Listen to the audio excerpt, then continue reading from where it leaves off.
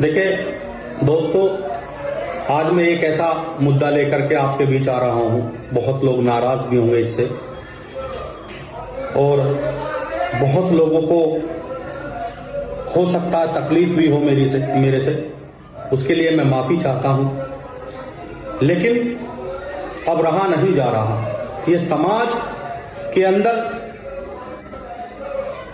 जो गंदगी भरी पड़ी है, इसको साफ करने के लिए हम लोगों को आगे आना पड़ेगा और जब तक आगे नहीं आएंगे तब तक इसका समाधान नहीं होने का। कोई भी लड़ाई हो, हक की लड़ाई, कोई भी हक की लड़ाई ऐसी हो जिसको एक अकेला इंसान उठा लेता है लेकिन साथ में बिना किसी के चले, वो पूरी लड़ाई नहीं लड़ी जाती है। तो आज मैं उन बच्चों के लिए, उस समाज के लिए,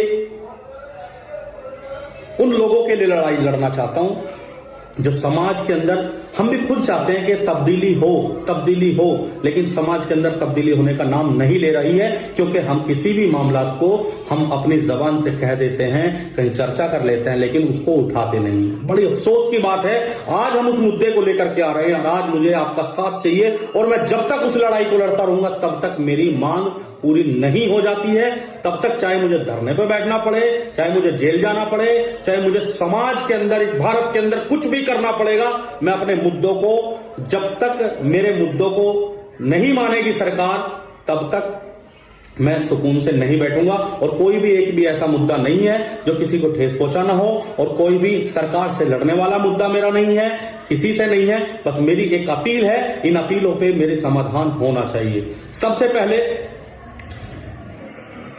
मैं करार हुसैन स्टूडेंट सेवा समिति अध्यक्ष एक रोड शो करने जा रहा हूं आने वाली 15 तारीख को, 15/12/2025 को सुबह 11 बजे न्यू पैलेस से होगा।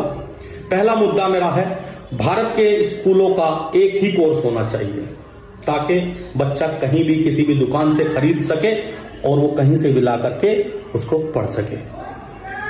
दूसरा, जो पब्लिकेशन 70%, आज इतने बड़े बड़े खुलासे कर रहा हूं मैं क्योंकि मैं इस फील्ड में हूं, इस समाज में हूं, मैं सब चीजों को जानता हूं, उसी चीज को आपके अंदर लेके आ रहा हूं। तो बड़ी गौर से सुने और इसको आगे शेयर करें ताकि दूसरा सुने और सपोर्ट करें। और आप सभी की मुझे सपोर्ट चाहिए कि अगर बच्चों का भविष्य चाहते हो तो।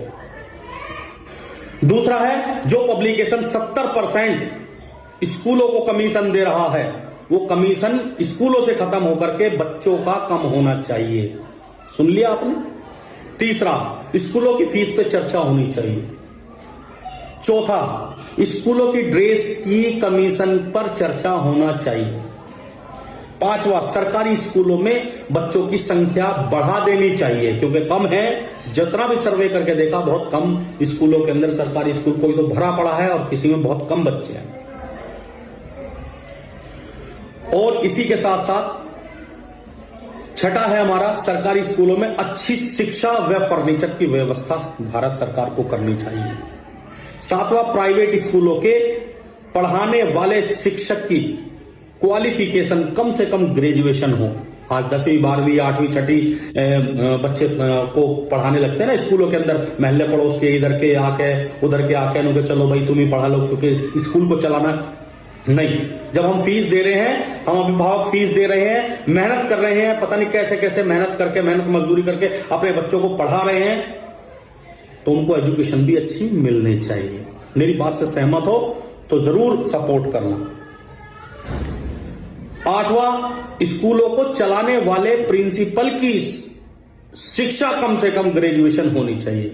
आज अनपढ़ लोग स्कूल चला रहे हैं। हम लोग स्कूलों के अंदर जाते हैं तो उनको यही नहीं पता कि कौन मिलने आया, क्या बात करनी है, किससे क्या बात करनी है, कुछ नहीं पता। तो वो बच्चों को कैसे गाइड कर रहे हैं, वो उन टीचरों को कैसे गाइड कर रहे हैं।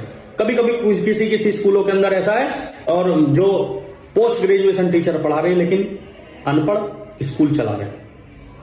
तो ये भी इस पे बहुत जोर डालना चाहिए क्योंकि हम मेहनत कर रहे हैं, मेहनत मजदूरी करके, हम मजदूर हैं, मेहनत मजदूरी करके अपने बच्चों को पढ़ा रहे हैं। 9वां है, अगर किसी बच्चे की फीस रह जाती है तो उसको एग्जाम से ना रोका जाए। कभी कभी ऐसा होता है कि खाली पूरा पेमेंट कर रखा है स्कूल का, सब कुछ कर रखा है, फीस भी दे रखी है, लेकिन लास्ट की 1-2 महीने की फीस रुक जाती है तो उस पर बच्चे को रोक दिया जाता है, जोर दबाव डाला जाता है। उस बच्चे की कुछ गलती नहीं, ये पेरेंट्स का और स्कूल का मामला है, लेकिन उस बच्चे पे दबाव ना डाला जाए, प्रेशर ना डाला जाए कि भाई तुम स्कूल को फीस ला के दो। 10वां है, सभी स्कूलों को कम से कम अपने यहां 30% सीट 30 सीट अपने स्कूल के अंदर 30 सीट ऐसी रखनी चाहिए जिन पे गरीब, बेसहारा और यतीम उन बच्चों का एडमिशन हो जो फीस देने में असमर्थ है, जो ड्रेस लाने में असमर्थ है, जो कोर्स लेने में असमर्थ है, उसका पूरा टोटल खर्च वो स्कूल उठाए जो जिस स्कूल के अंदर उन बच्चों के एडमिशन होंगे।